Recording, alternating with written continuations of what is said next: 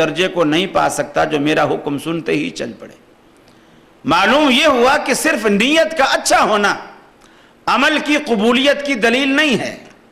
نیت کا اچھا ہونا اجر کو نہیں بڑھاتا، بلکہ عبداللہ بن رواحہ کا نیت کا اچھا ہونا عمل کے وزن کو گرا رہا ہے، اس لیے کہ رسول اللہ صلی اللہ علیہ وسلم کے فرمان کے خلاف ہے۔ نیت اچھی ہے لیکن رحمت عالم صلی اللہ علیہ وسلم کے حکم کے خلاف ہے، تو آپ کے عمل، آپ کے حکم، آپ کے قول، آپ کے فعل، آپ کی سنت کے خلاف کتنی بھی نیت اچھی ہو وہ اچھی نہیں ہوتی، کیونکہ جس اچھی نیت سے نیکی کا وزن کم ہو جائے وہ نیت اچھی کہلانے کا حق نہیں رکھتی۔ معلوم یہ ہوا کہ اچھائی اور برائی کا معیار ہمارا ذہن نہیں ہے۔ لوگ یہ سوچتے ہیں چونکہ ہمارے ذہن میں یہ بات اچھی ہے، ہمارے معاشرے میں یہ بات اچھی گردانی جاتی ہے، لہٰذا یہ چیز اچھی ہے۔ یہ ذہن پرستی ہے، یہ ذہن پرستی ہے، اور یہ بھی ایک شرک کے زمرے میں آتا ہے۔ میں آپ کو چھوٹی سی مثال دوں، رسول اللہ صلی اللہ علیہ وسلم میدان عرفات میں مغرب کا وقت ہو گیا اور آپ صلی اللہ علیہ وسلم نے قافلے کو، یہ حج کا موقع ہے، آپ نے قافلے کو حکم کیا کہ جلدی سے یہاں سے چل۔ حضرت بلال سمجھے کہ رسول اللہ صلی اللہ علیہ وسلم مغرب کی نماز کو بھول گئے۔ الصلاۃ الصلاۃ یا رسول اللہ، الصلاۃ یا رسول اللہ۔ آپ نے فرمایا بلال الصلاۃ امامک، نماز تیرے آگے ہے، یعنی آگے چل کے پڑھیں گے، مزدلفہ میں جا کے پڑھیں گے۔ اب مزدلفہ میں جا کر مغرب کا وقت پورا نکل جاتا ہے، مغرب کا وقت پورا نکل جاتا ہے۔ رسول اللہ صلی اللہ علیہ وسلم نے وہاں جا کر پہلے مغرب ادا کی، پھر عشاء ادا کی۔ اب ہماری اصطلاح میں، علماء کی اصطلاح میں، مغرب کو قضا پڑھا گیا، عشاء اپنے وقت میں پڑھی گئی، مغرب کو قضا کیا گیا۔ ایک روایت میں آتا ہے جس شخص نے عمدن، جان بوجھ کر ایک نماز بھی قضا کی، اس کو دوزخ میں 70 ڈبکیاں، 70 غوطے دیے جائیں گے۔ رحمت عالم صلی اللہ علیہ وسلم کا فرمان ہے، اور یہاں اللہ کے رسول خود جان بوجھ کر اپنی بھی نماز قضا کر رہے ہیں اور صحابہ کرام کی نماز بھی قضا کرا رہے ہیں، اور آپ نے جان بوجھ کر وقت کے ہوتے ہوئے، وقت عرفات میں ہوتا ہے اور آپ جان بوجھ کر اس نماز کو آگے جا کر کے لیٹ کرتے ہیں، جبکہ قرآن مجید میں اللہ رب العالمین کا فرمان یہ تھا کہ ان الصلاۃ کانت علی المؤمنین کتابا موقوتا، نماز مسلمانوں پر اپنے وقت میں فرض ہے، اپنے وقت میں فرض ہے۔ اب اگر کوئی صحابی یہاں اٹھ کر کھڑا ہو کر یہ کہتا اللہ کے رسول ٹھیک ہے، آپ صحابہ کرام کو اکٹھا کریں، ان کے قافلوں کے سامان اونٹوں پر لا دیں، ایک 3 رکعت نماز پڑھنے میں ٹائم ہی کتنا لگتا ہے، میرے پاس تو کوئی زیادہ سامان بھی نہیں ہے، میں فٹافٹ پڑھ لیتا ہوں۔ رسول اللہ صلی اللہ علیہ وسلم کیا فرماتے؟ من عصا محمدن فقد عصا اللہ، جس نے محمد صلی اللہ علیہ وسلم کی نافرمانی کی اس نے اللہ کی نافرمانی کی۔ گویا اب یہ جو عقیدت ہے، کسی کو نماز سے عقیدت ہے، کسی کو روزے سے عقیدت ہے، کسی کو زکوٰۃ سے عقیدت ہے، کسی کو یتیموں سے شفقت سے عقیدت ہے، یہ جو عقیدت کے بت ہیں، اسلام نے ہر جگہ عقیدت کے بتوں کو توڑا ہے۔ اب کسی کو نماز کی لت پڑ جاتی، ایک ہے نماز کو فریضہ سمجھ کر پڑھنا، ایک ہے نماز کی لت پڑ گئی۔ بہت سارے لوگ کہتے ہیں جی میں عشاء کی نماز نہ پڑھوں تو مجھے نیند ہی نہیں آتی، کروٹیں بدلتا رہتا ہوں، فکر رہتی ہے۔ یہ ایک یا تو فریضے کی وجہ سے کہ اللہ رب العالمین کا فریضہ ہے میں نے ادا نہیں کیا، اس خوف سے کرتا ہے، اچھی بات ہے۔ اور اگر اسے لت پڑ گئی ہے کہ بچپن سے عادت پڑی ہوئی ہے کہ نماز پڑھ کے سونا ہے اور اس لت میں پڑھ رہا ہے تو اسے کوئی فائدہ نہیں۔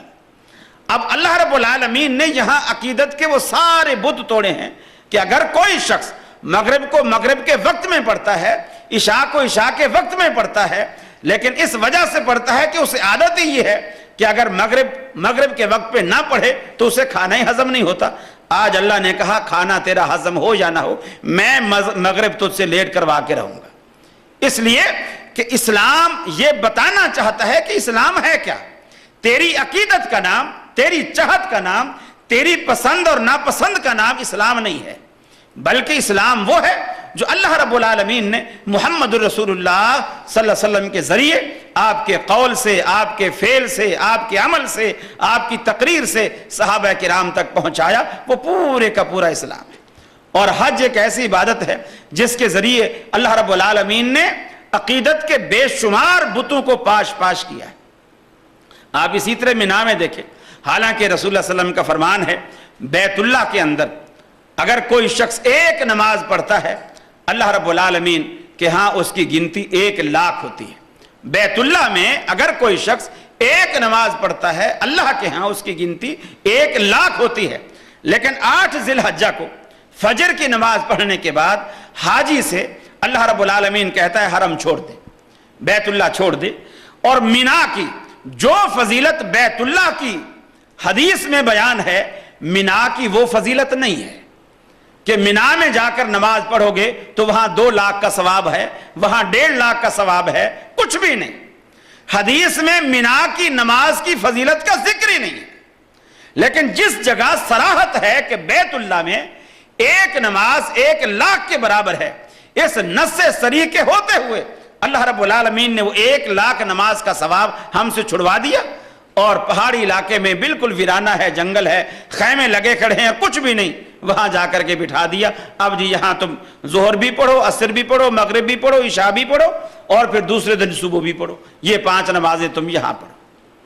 اب کوئی کہے الہ العالمین ہم تو پاکستان سے، ہم انڈیا سے، ہم بنگلہ دیش سے، ہم دور انڈونیشیا سے، پوری دنیا سے، ہم کہاں کہاں سے کرایہ بھر کر، خرچہ بھر کر، اتنا پیسہ لگا کر ہم یہاں آئے ہیں بیت اللہ میں 1,00,000 کا ثواب پانے کے لیے، اور تو نے ہمیں یہاں سے نکال دیا۔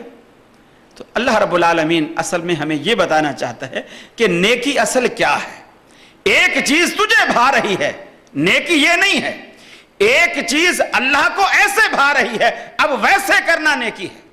آدم علیہ السلام کو اللہ رب العالمین نے جب تمام چیزوں کے نام بتا کر کھڑا کر دیا، فرشتوں سے پوچھا کہ تم بتاؤ، انہوں نے کہا ہمیں تو نہیں بتا، اللہ نے انہیں بتایا ہی نہیں ہے۔ اللہ رب العالمین نے آدم علیہ السلام سے کہا تم بتاؤ، انہوں نے بتا دیے۔ اب آدم علیہ السلام کی برتری فرشتوں پر جب واضح ہو گئی، اللہ رب العالمین نے فرشتوں سے کہا آدم کو سجدہ کرو۔